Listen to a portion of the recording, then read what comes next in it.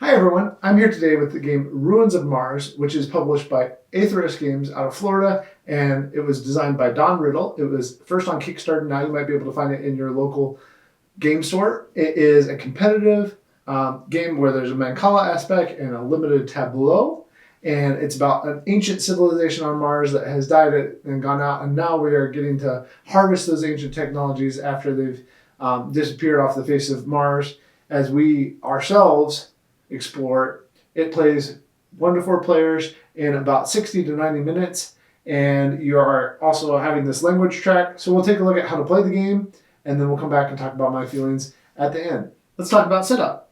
In setup, you're going to place the planet board here with the action side face up. You're going to also have the 6-sided wasteland die that'll go next here. It's just a simple 6-sided die that comes with the game. Radiation tiles in a common area. Hourglass tiles, same thing. You have the oxygen track here, the language track, and then the level 1, level 2, and level 3 tech cards in the following manner. There is a minor mistake in the rule book in that it says something about 5 cards being out. What it really means is that there's 4 cards and then the stack of cards on top here. It also looks wrong in the rule book, but this is the correct way to set up the game. So you'll want 4 face-up cards and then the stack of cards above that, next to the little arrows on the oxygen track. Going level 1 in the first column, level 2 here, and level 3 here. Each player will get their tableau board and their player board. They'll get their matching player cubes and their color, with 1 left over to show where they're going to go on the action board. Set the other 4 in the 0 track of the resources, including oxygen. Each player will get 3 hourglass tokens from the common supply.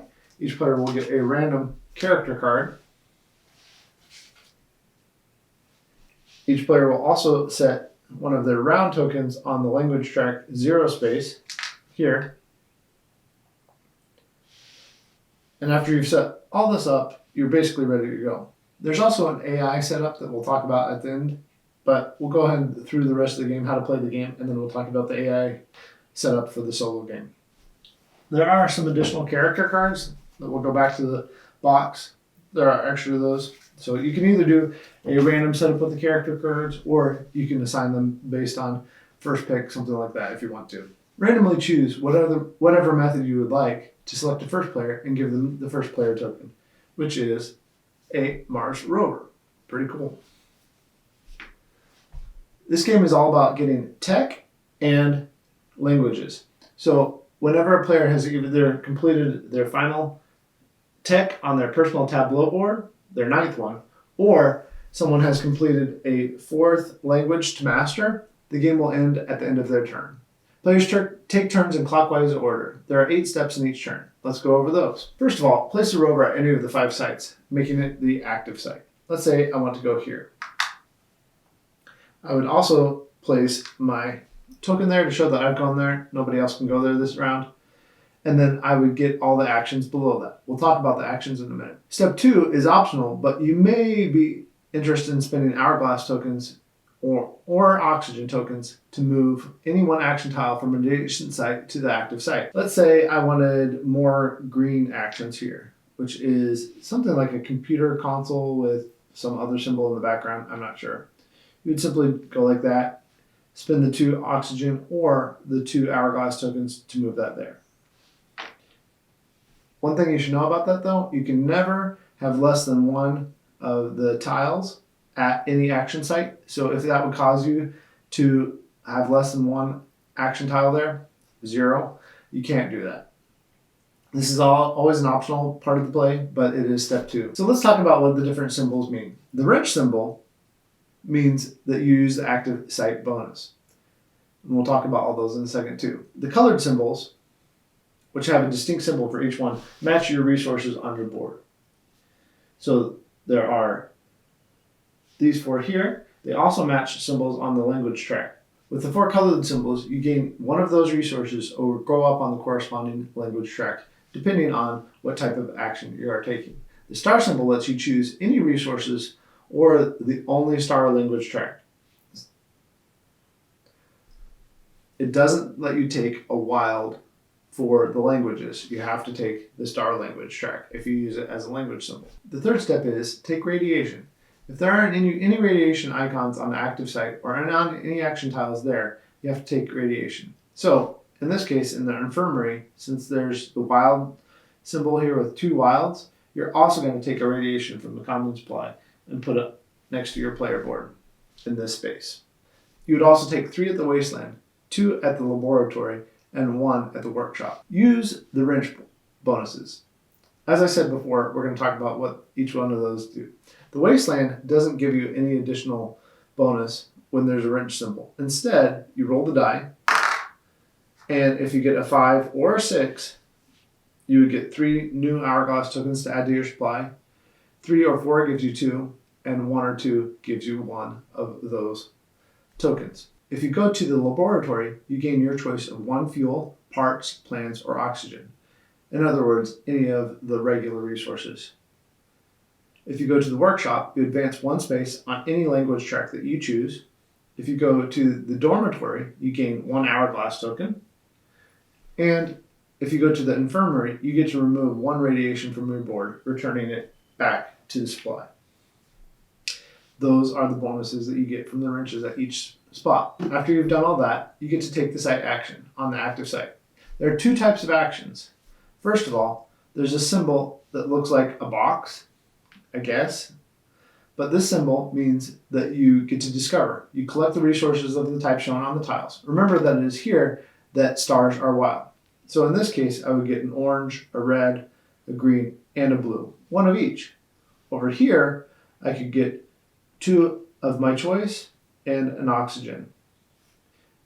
The wrench symbol, again, would mean at the infirmary that I just get to heal up 1 of my radiation, removing it from my personal board back to the supply. You can also replicate a tech. First, you pay the resource cost of the tech. So if I was to do this one at the bottom, I have to pay a orange, 2 red, and a green.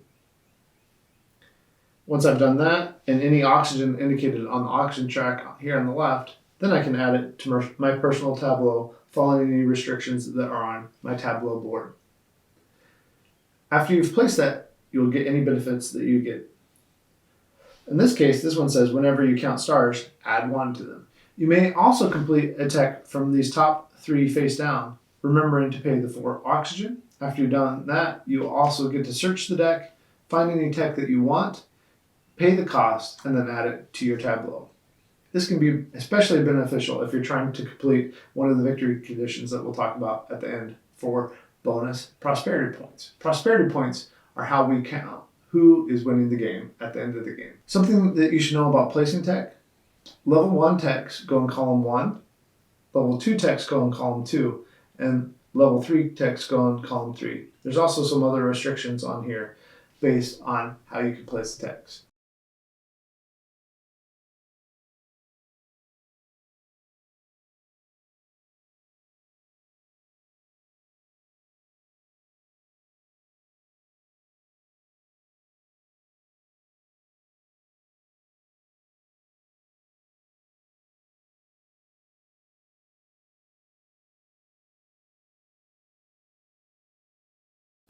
At the end of your game, you'll score bonus prosperity points for each complete row with techs that are either all the same or all different. Look for ongoing or immediate rewards like we talked about with this one. Whenever you count stars, add 1. Or this one-time one that says, copy the one-time effect of another tech and play any players, not just yours. Do this 1 time. The next step is to allocate all the action tiles. This is the mancala part of the game. So if I went here, I would take my 2 action tiles, shake them up, drop 1 randomly, place it back in the same spot, and then put another one to the next space to the right. If there are more than 2 tiles, I would continue going to the right until all the tiles have been placed. If I get to the end, or if I start at the infirmary, I'm going to simply circle back around to the wasteland spot to put a tile. After you've done that, you're going to pass the rover token to the next player to show that it's their turn. Again, the game will be over when one player has completed either their 9 techs on their personal tableau board, or someone has mastered the fourth language. Once either of those conditions are met, the game will be over at the end of that player's turn, and you count up the points. A helpful tool in the game at the end is the other side of the planet board, which becomes a way to count your victory points. You can take that same cube that you've been using for your own actions and use it to count up how many victory points. There might be a lot, so keep that in mind. This is a useful tool. How do we do the final scoring? We mentioned that before, but now let's talk about it a little bit more in detail. First, look at the language track.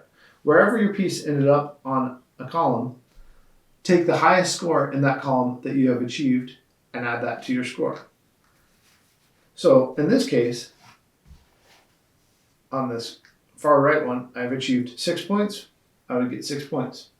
If I was one space below that, because there is a 4 prosperity points symbol below that, I would get the 4 prosperity points.